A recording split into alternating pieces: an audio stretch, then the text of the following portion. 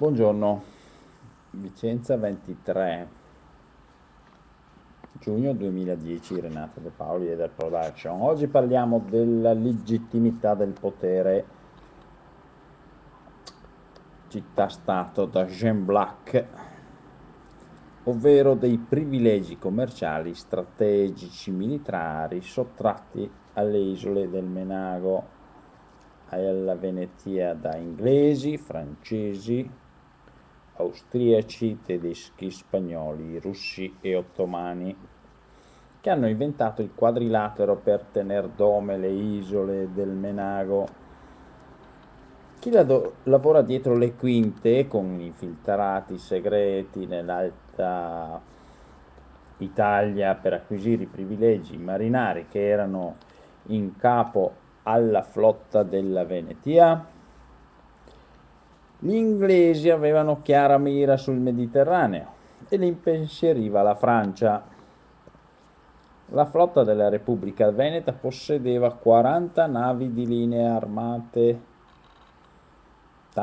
un'armata tanto temuta, con governo, tra le altre, nelle isole di Zante, Cefalonia, Santa Maura, Cerigo, Butrigo, Latra, Vonizza, Zara, Selenco, Traù e Lussino.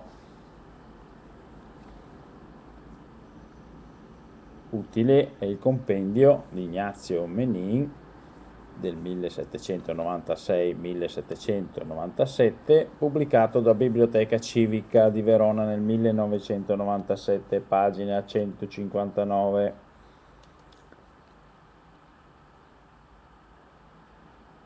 Ecco come ragionavano gli inglesi. Vi sono molte gravi obiezioni all'impegno delle truppe ausiliarie, fanteria.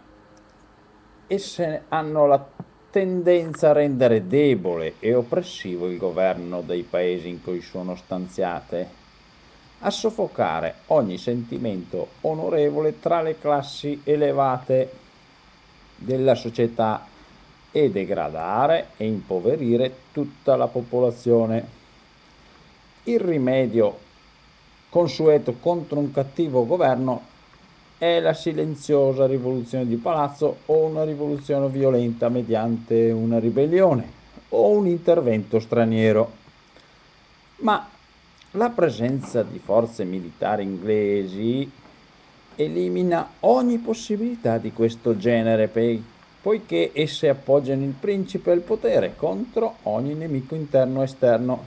Ciò lo rende indolente, poiché gli insegna a fare affidamento sugli stranieri per la propria protezione, e crudela ed avido, poiché gli mostra di non aver nulla da temere dall'odio dei sudditi. E qui possiamo appoggiarci alla Cambridge, a pagina 668. Mentre si spartivano i campi delle isole, gli inglesi armavano la mano francese e attraverso gli illuminati di Baviera facevano spionaggio nelle isole sparse della Venetia, dette poi terraferma, luoghi privilegiati di confine a sud-est del Triveneto. Spie quindi a Mantova, in collegamento con Milano. Ce ne dà ampia notizia Andrea Tron, plenipotenziario della Repubblica Veneta nel 1764, che non esita a denunciare al Senato veneto lo spionaggio sviluppato con la scusa della infinita trattato del Tartaro del 1746 o la Convenzione di Roveredo del 1752, ovvero Trattato di Ostiglia del 1764, con l'impero di Maria Teresa allo spionaggio. Fa volare le carte, i disegni delle difese venete finiscono da Ostiglia, Mantova, Isola della Scala, Verona, direttamente a Milano. Il plenipotenziario Tron lo denuncia reiteratamente, definendo tale affare un affare scabroso. Ma intanto Ludovico Manin, ultimo doge sarà poi, e i suoi sodali stanno lavorando per assicurarsi quanti più campi possono, e le difese non sono un affare molto importante, dato le rassicurazioni dell'illuminato Lorgna al soldo di Vienna, acclarato massone. Ma gli inglesi, che hanno un'ambasciata e ricchi commerci con la Venetia, nascondono abilmente il loro disegno e lasciano che siano i confinanti a fare saccheggio e attendono l'occasione propizia che si chiamerà Rivoluzione francese e Napoleone Bonaparte prima e Metternich Casa Savoia poi. Ecco che i traditori della patria hanno tutti un nome, un cognome, proprietà, titoli, nobiltà, prebende ancora intatte oggi nel 2010. Questo pamphlet l'avevo scritto nel 2006, questo foglio volante. Grimani, coniugi Ludovico Manin, progettano nel Tartaro, nel Tion, nel Trevenzò, a Verona una pista di automobilismo.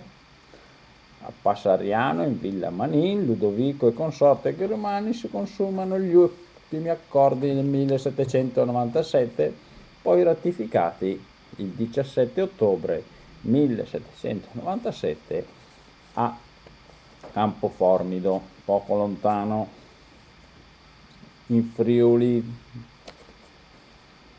Salva la vita, i titoli, le proprietà, in cambio si affonda la Repubblica e la flotta e i domini sul mare segretamente si accordano di cedere le isole Dalmate e Ionie senza colpo ferire, ma di aver salvo il patrimonio.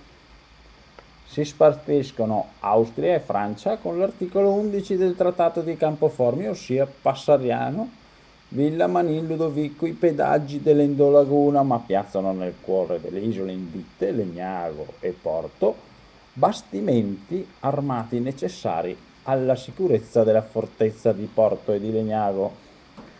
Le trattative andavano per le lunghe, il giovane Napoleone, fermo nell'Endolaguna ormai da un anno, temeva un bluff di Lioben venisse scoperto, ovvero che il suo bluff di Lioben venisse scoperto nel 1797 ad aprile e mandato all'aria.